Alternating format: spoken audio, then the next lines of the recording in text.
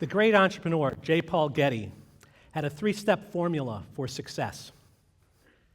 Rise early, work hard, strike oil. While my formula might not be as simple, it's just as effective. We've all heard stories about entrepreneurs and even romanticized about them. Entrepreneur fails 7 times but picks himself up and becomes a big success. Entrepreneur bets everything, borrows from friends and family, mortgages his home, maxes out his credit cards, and just before being foreclosed upon, strikes it big. I've been fortunate enough to have my companies appear on the Inc. 500 list 5 times, and this year will make 6. I also have served on the executive board for the Young Presidents Organization and the Entrepreneurs Organization. And I've been intimately exposed to hundreds of successful entrepreneurial companies. From this, I've created a formula that will dramatically minimize the likelihood of failure of any entrepreneurial venture, provided that the idea itself is viable. Now, that's not to say that you need to do every step to be successful, but with each step, you will increase the likelihood of success as well as the level of success that your company can reach. The entrepreneur that you start out as today is not the entrepreneur that you become 7 years from now. As a result of my experience, I've created 5 principles that, if implemented, will dramatically maximize the likelihood of success for your next entrepreneurial venture. The first principle is top talent. The key is to hire the absolute smartest people you can find at the positions that you're looking to fill. To be the best, you need to hire the best. Paying a 20 to 30% premium will pay instant dividends. And A players are 10 times more productive than that of B and C players. And the premium that you pay is instantly accretive. I'll take 10 superstars over an army of mediocrity any day of the week. And A players, they solve problems. And they solve problems that you don't even know exist yet. And they do it without the constant management and babysitting that other employees require. Second principle is putting people in the right position. Every entrepreneur has something that makes them special. Call it a superpower. And they fall into one of 4 categories, which I'll discuss in a second. But it is this superpower that is the secret to that organization's success. But it's not until the entrepreneur gets the other 3 positions that he'll achieve real success. I'm a huge football fan, so I'll give you a couple football analogies. Arguably, the 4 best players in the NFL today are Peyton Manning, Tom Brady, Aaron Rodgers, and Drew Brees. However, if I had all 4 on my team, I would be only a marginally better ball club because they all play the same position. To be great, I need talent at every position. While a great player may win a game or 2, multiple great players win championships. I researched every great team, that is, teams that have won 2 or more Super Bowls in a 4-year period of time. And what I realized is every one of these teams had multiple players who have been inducted into the NFL Football Hall of Fame. In fact, most of them had 10 or more, and every one of them had their head coach inducted into the Hall of Fame. The business world is no different.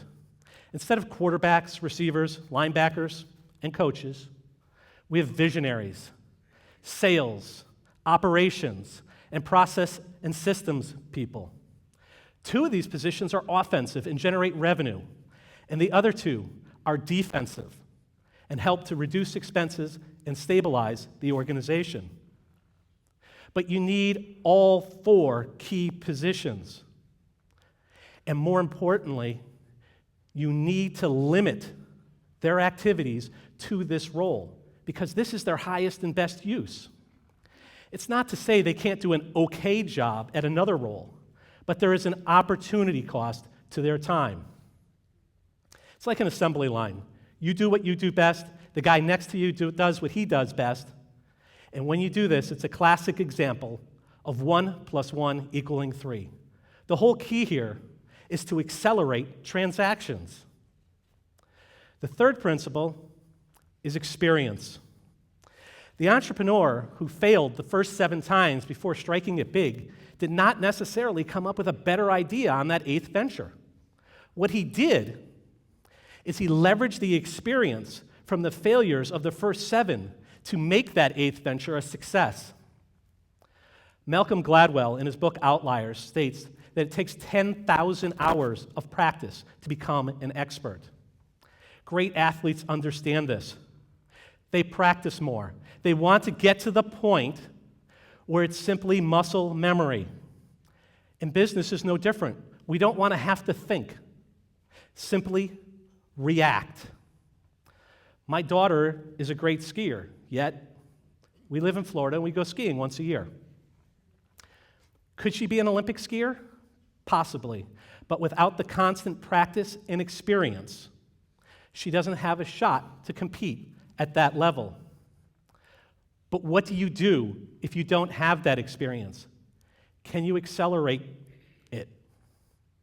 Yes, you can leverage other people's experiences. There are a number of organizations that promote experience sharing, such as YPO and the Entrepreneurs Organization. The advantage to these organizations is they leverage the combined experiences of their members. Now, it's not to say that you can't get that on your own, but it acts as a shortcut to reduce both time and money. Also, 1 or more quality mentors can have a similar effect. And they can also act as a coach or a guide to make sure you stay on the path and you get where you're trying to go. Also, education, both formal and informal, can fill that void in an area that you're lacking. The fourth principle, once you have the people in the position with the requisite experience, is to apply an entrepreneurial culture to the organization. When you do this, it acts as an accelerant to ignite hypergrowth. A few of the more important traits of an entrepreneurial culture are as follows. Purpose. People respond to a sense of purpose, not money. They want to be part of something bigger than themselves. And an entrepreneur who is passionate, he'll provide that sense of purpose for everyone throughout the organization. Next is empowerment. Great entrepreneurs are confident and decisive. But how do you pass this trait throughout the organization? Empower them to make decisions. There are 3 possible outcomes to any decision. The best is the correct decision. Next is the wrong decision. And the absolute worst is no decision. The first 2 dramatically accelerate the transaction and keep it along its path. The third stops it dead in its tracks. Next is urgency. Everyone in the organization must be in a hurry. There is no tomorrow. You need to do it today. Good things don't come to those who wait. They come to those who go and get them. And innovation. Entrepreneurs have no patience for the status quo. They don't care. That's the way it's always been done. But how do you pass this throughout the organization? You tell them to question everything they do, and you give them the directive that there's always a better solution. Find it. You'll be amazed by who in the organization comes up with the true gold nuggets. And finally, the 5th principle is that of laser focus. Over the years, I've come to realize there are only a few decisions that you make that truly move the needle. Yet, you can't do everything. So you need to laser focus onto those items that, if you implement, will have a material impact to the organization, and apply your resources there. Everyone in the organization must be on the same page with one common objective. There can't be any side agendas. If you allow them to coexist, they will act as a cancer and they will destroy the organization. A boat will always move fastest when everyone is pulling in the same direction at the same time. My favorite football coach of all time, Bo Schembechler, had a saying, the team, the team, the team. You need to align everyone on the team with the same objective. This will act as a check and balance throughout the organization because you can't be everywhere and you can't manage everything. Entrepreneurs are executors. They don't care how difficult the task, they will laser focus on that goal, and they will not relent until they've achieved their goal. In the 80s and before, entrepreneurs were viewed as people who simply couldn't get a job at a large company. Yet today, they're romanticized as larger-than-life individuals who took a chance and hit it big.